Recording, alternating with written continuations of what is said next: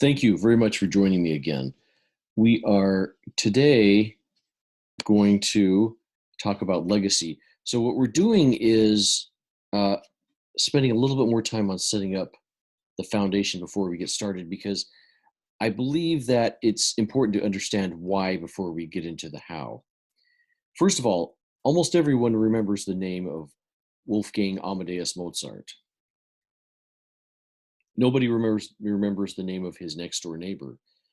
Mozart was eminent, but not because he played the harpsichord well.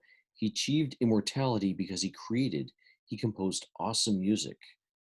Julia Child helped Americans to fall in love with French cuisine. From beyond the grave, she's still teaching people. That's because she published. Her book, Mastering the Art of French Cooking, is a monument to her life. Auguste Rodin was a sculptor born in France in 1840. He's the father of modern sculpture. Most people know him as the guy who sculpted the Thinker. He had an awesome beard, but not the education that he wanted. He actually applied to the École des Beaux-Arts and was rejected 3 times. We don't know why. What we do know is that he couldn't even read until he was 14 years old. His father thought he was an idiot. One theory is that he was dyslexic, but Rodin didn't give up and become pathetic. Drawing became his way to communicate.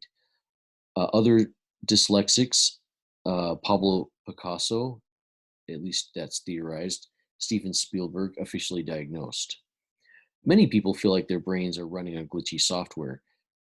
Many people have ADHD, dyslexia, or other learning challenges, or they've suffered trauma from abuse, or have physical limitations, or addictions, or Asperger's, or they suffer poverty, or they face cultural barriers. Some glitchy people change the world, but others give up. Why is that? A century ago, the psychologist Alfred Adler explained the problem.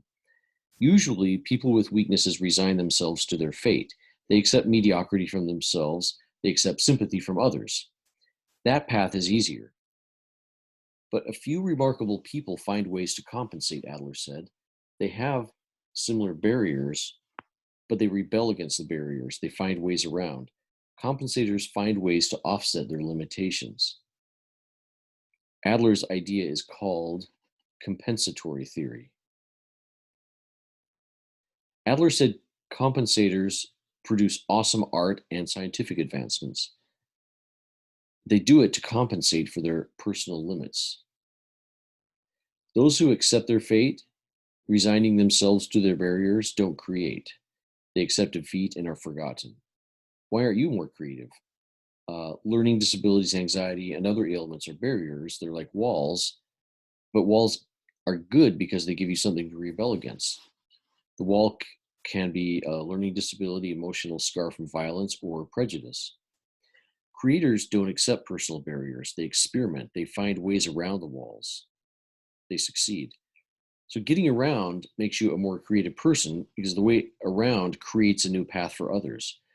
Rollo May, the psychologist, said that we know that each of us must develop the courage to confront death. Yet we must also rebel and struggle against it. Creativity comes from this struggle. Out of the rebellion, the creative act is born. So to be more creative, you must be more rebellious. This course explores ways to rebel and produce greatness. Rodin and Picasso and Spielberg aren't the only examples. I've met hundreds of creative compensators. Often their brains have software glitches. They compensate and they do amazing work. Creators struggle against their weaknesses. They rebel against obstacles and create. From their struggles, art is born. They build companies or engage in other art. Some people have creative abilities but leave no monuments. They feel empty. They feel defeated. They integrate into cubicle society. Compensating for your weaknesses is something you can do. How does compensation process work? Ambar Chakravarti has a theory. Chakravarti is a neurologist at the Vivekananda Institute of Medical Sciences. He thinks learning disabilities afflict the brain's dominant parts. That removes restraints from other brain parts. Those other parts are then free to discover creative options.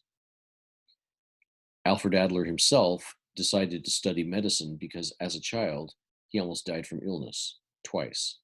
He later switched to psychology, and because he became a creator, the world is better. His contributions have improved millions of lives. A learning challenge is like a grain of sand in an oyster shell. You compensate for the frustrating grain of sand lodged in your soul. Be an oyster, create a pearl. That pearl will establish your immortality. Most people with learning challenges have suffered trauma from insensitivity by school teachers, parents, or bosses. Humiliation and rejection can even cause post traumatic stress disorder or PTSD. Going around the wall is more difficult for people with PTSD. By the way, going off topic a little bit, what is PTSD? It's a brain injury caused by emotional trauma. PTSD weakens and shrinks the brain's hippocampus region. Then the brain freaks out too easily when you get stressed. New stress seems like old trauma. Your brain isn't able to figure out what is new and which trauma is old. PTSD is treated with talk therapy, medication, or exercise. In fact, aerobic exercise can heal and expand the hippocampus. The theory that dyslexic readers are more creative has been around for a while. A review of multiple studies showed that dyslexic adults presented consistent evidence of greater creativity in tasks requiring novelty or insight and more innovative styles of thinking.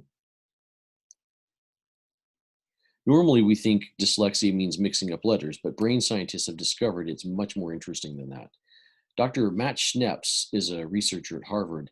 He attacked this question: why are so many astrophysicists dyslexic? Like 25% of astrophysicists in the US are dyslexic. They can process information as well as other people, or better.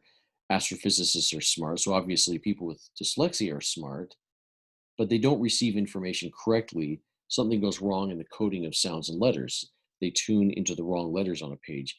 It turns out they can do some stuff better than other people can. So Dr. Schneps discovered that people with dyslexia are better at big picture understanding. They see the forest, not the trees. With that skill, they find new stars in the vast night sky. This indicates that compensators can turn to science rather than art. One way to compensate is through others.